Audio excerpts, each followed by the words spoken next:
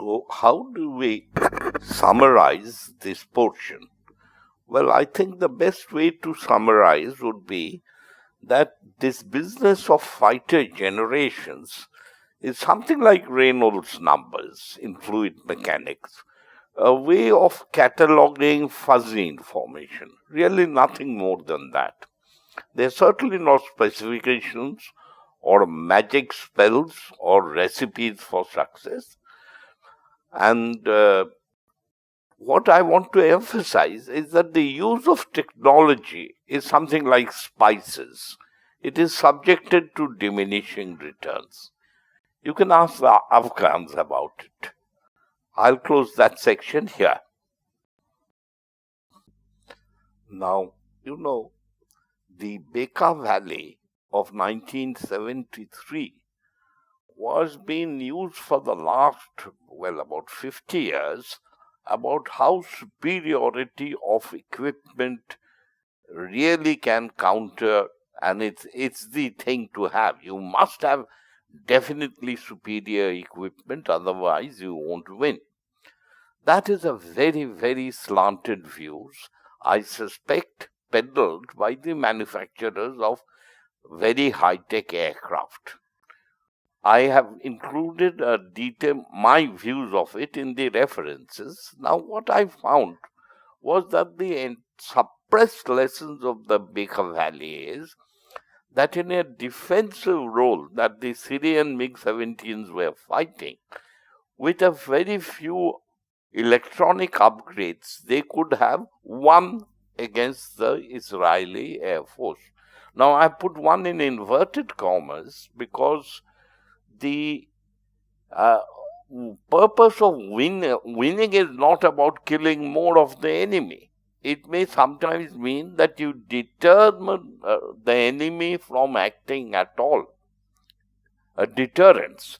And yes, if you read that piece, which is given in the reference, I have given my reasons for it. Summing up what I have said is that with homing on jamming receivers, you see, because the Israelis were jamming out the Syrian fighter controllers. Now with homing on the jamming, so that they could go and attack the jamming aircraft, which were, I think, some 2 Boeing 707s modified for this, with all aspect radar warning receivers, with better CCMs, they would not have won, again as I said, but they would have inflicted unacceptable losses on the Israeli Air Force. I have picked up this because we in India, the similarity to the IAF versus the Chinese threat is something like a Bekaa Valley. And we should study it and see what is the barest minimum we need so that we can keep the enemy at bay. The other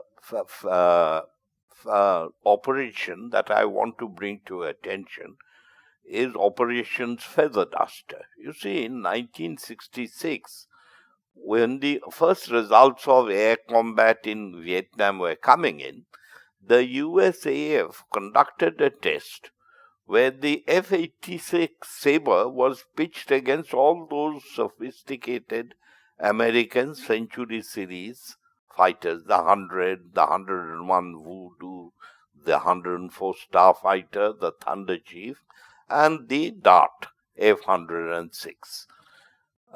Now, the Sabre, surprisingly, won against all of them. Mind you, this is not the F-86F Sabre. It was the same airframe, but it had a more powerful engine. I think about 20 or 30% more power. Now, another interesting figure came out was that when they fitted a gun to these things, when some of them, as you know, didn't have guns in them.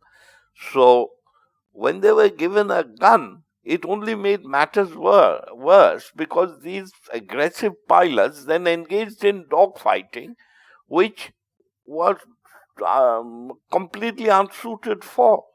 So actually fitting the gun gave worse combat results. Now, it is up to the experts to argue and discuss that. I'm just putting forward a bit of equipment, that adding bits of equipment all the time does not improve your operational efficiency. Now, how are specifications written? You see, the idea is that the specification is written with a great deal of care, and it's only partly true because it's mayhem the world over, particularly in the US, because they have so much data. Up to the wing commander, group captain level, it remains pretty close to reality. After that, all kinds of pressures act on the specifications. The air staff wants one thing, the MIC, the military industrial complex, wants another. The people who have developed technology want to market it as soon as possible, and so on and so forth. So, the pristine clarity of the lower level is quickly fudged up by compromises. The second point is the general can always say that he was overwhelmed by numbers. He cannot say that he specified the wrong weapons. Yes, note that though the numbers are related to specifications, because and more expensive the weapon, the less you can have of them. But you see, he can always say, oh, we were overwhelmed by 10-1 forces or whatever. But he cannot say, look, I was a stupid prat who went and specified machine guns when cannons were needed.